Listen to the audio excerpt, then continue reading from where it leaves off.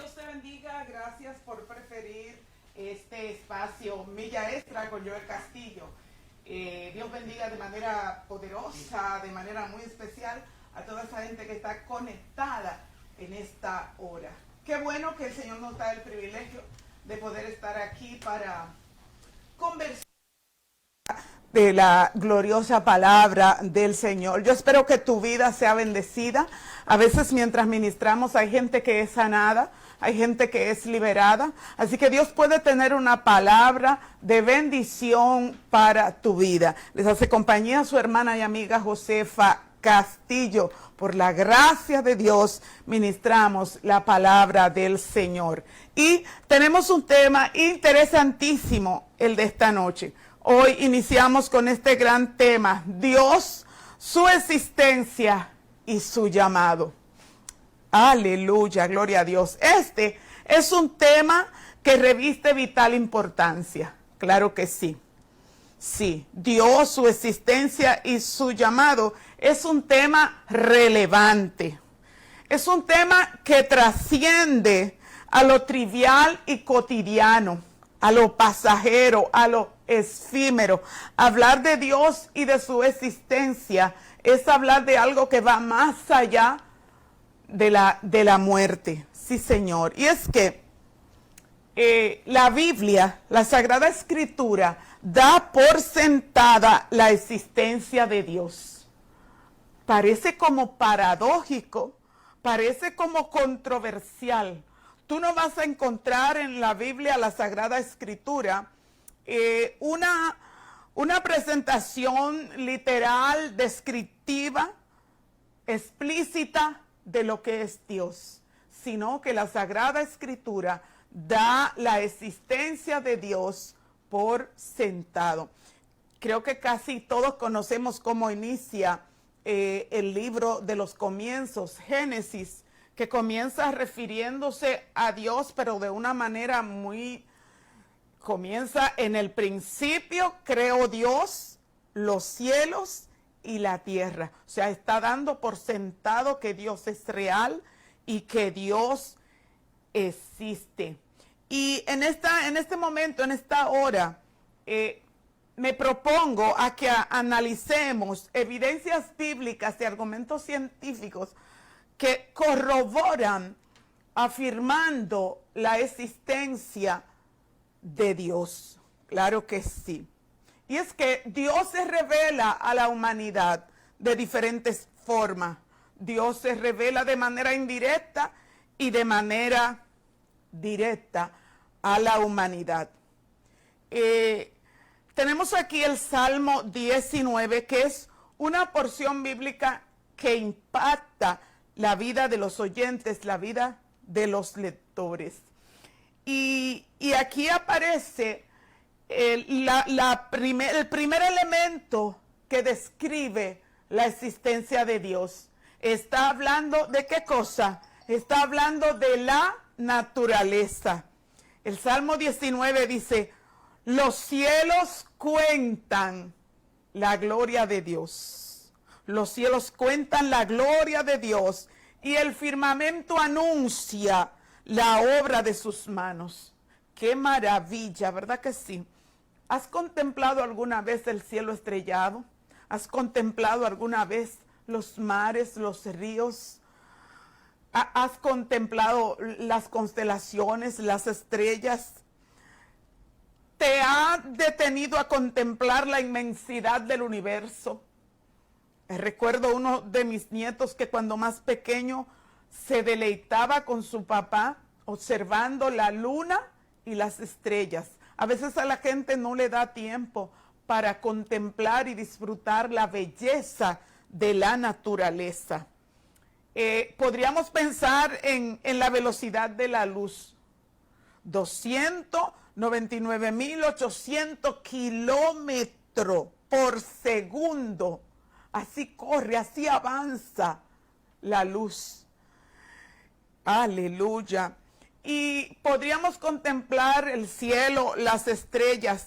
Y desde nuestra simple visión podríamos observar millones de estrellas. Pero si tomamos un telescopio, podríamos decir, wow, es impresionante. Se ve como si fueran incontables los millones de estrellas, de galaxias que adornan la inmensidad. O sea, la naturaleza describe la grandeza, la verdad de Dios. ¿Te has detenido a observar los mares, los ríos, los sembradíos? Es hermoso pensar en toda esa creación de Dios. Los cielos cuentan la gloria de Dios y el firmamento anuncia la obra de sus manos. Este Salmo 19 es como si presentara los dos libros de Dios. El Dios todopoderoso, creador del cielo y de la tierra, sustentador del cosmos. Pero en los versos subsiguientes, ahí en el contexto, también vamos a encontrar el Dios todopoderoso, pero también el Dios de amor y misericordia, que interactúa de manera personal con los seres humanos, sin importar su estatus social, sin importar su nivel académico, sin importar su estatus económico. Ese Dios todopoderoso, ese Dios maravilloso, se empeña, se ocupa de establecer una relación estrecha con el hombre, sin importar su condición. De modo que podemos decir que para Dios todos somos importantes. Qué bueno es el Señor. O sea, si nos vamos también al Salmo 119, allí también vamos a encontrar la revelación del Dios Todopoderoso. O sea, la naturaleza es una de las formas más visibles como Dios se manifiesta delante de los hombres. Y tenemos otra forma en que Dios se revela a la humanidad.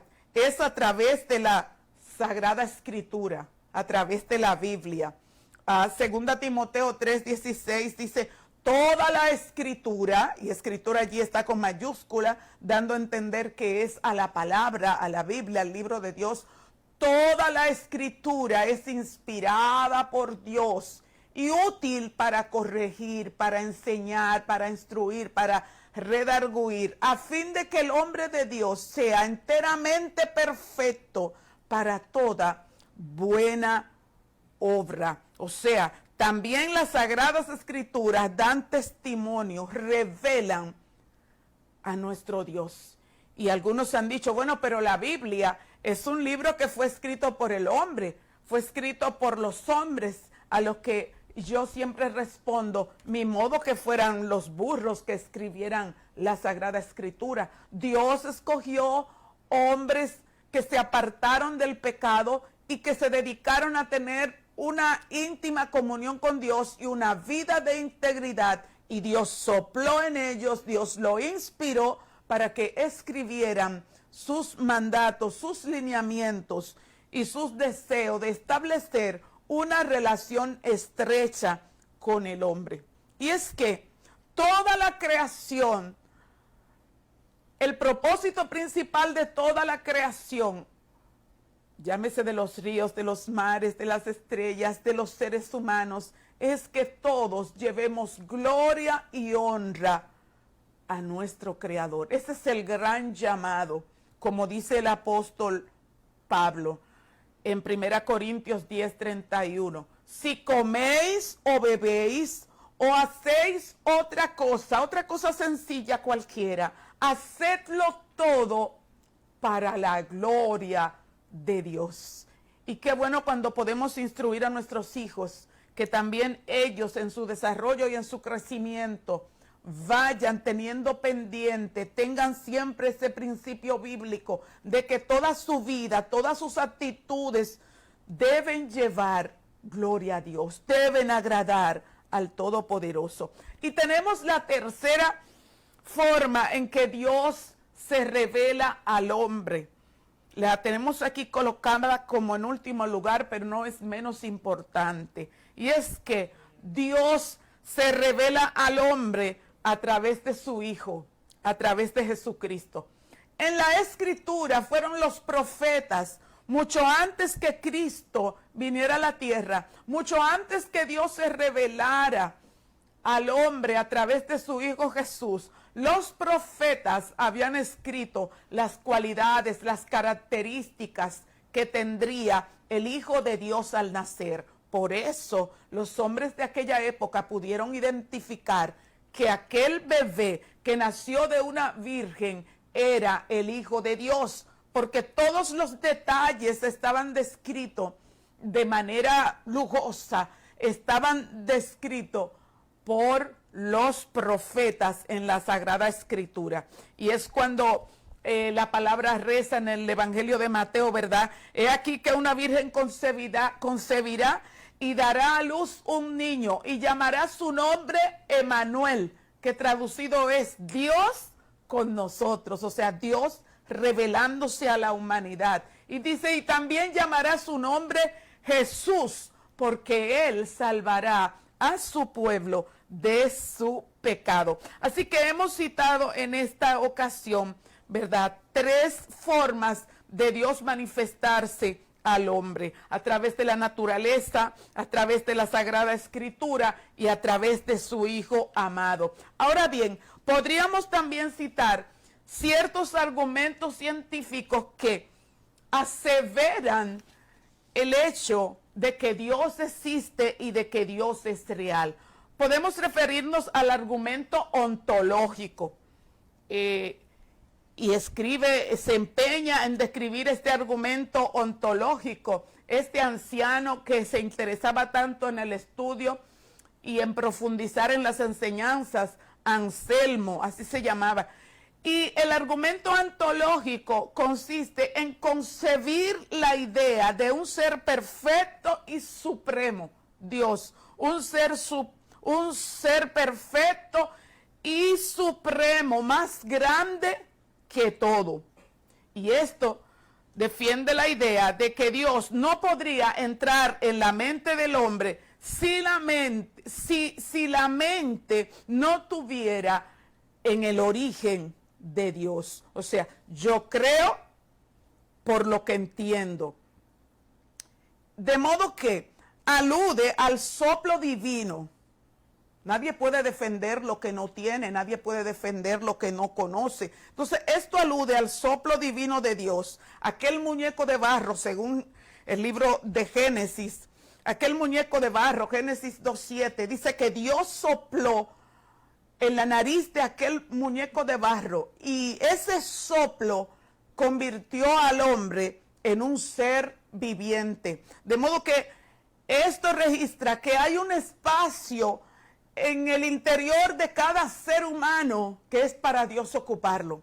Y a veces la gente trata de llenar ese vacío, esa falta de Dios con diferentes cosas que no llenan ese vacío. La gente acude al adulterio, a la fornicación, la gente acude a los estupefacientes, al alcoholismo, a muchas cosas que no pueden suplir esa necesidad de Dios que hay en su ser. Pero también está el argumento cosmológico, según el filósofo griego Aristóteles, causa y efecto. O sea, lo relativo demanda algo absoluto. Si existo como un ser pensante es porque más allá de mí hay un ser pensante mucho más poderoso. Qué bueno que podemos entender que todos estos argumentos cosmológicos, teleológicos, dan a entender que ese ser humano creado por el Dios Todopoderoso no es el ser que es el producto de una alga, no es el ser que es el producto de un anfibio, de un Homo sapiens, sino que ese ser humano es criatura del Dios Todopoderoso. Y se ha dicho que ni siquiera en los museos británicos se han encontrado el vestigio de ese esqueleto, como rezan algunos científicos, pasando de mono a hombre. De modo que se necesita más fe para creer que el hombre viene del modo que el hombre fue creado a imagen y semejanza de Dios, como reza la Escritura. La Biblia nos enseña en Romanos 1:20 que las cosas invisibles de Dios, su eterno poder y deidad, se hacen claramente visibles desde la creación del mundo, siendo entendida por medio de las cosas hechas. Mi hermano, mi amigo, yo te motivo a leer la Sagrada Escritura y a encontrar en ella la fuente del gozo y de la paz. Para su hermana y amiga, placer inmenso compartir con ustedes esta gloriosa palabra.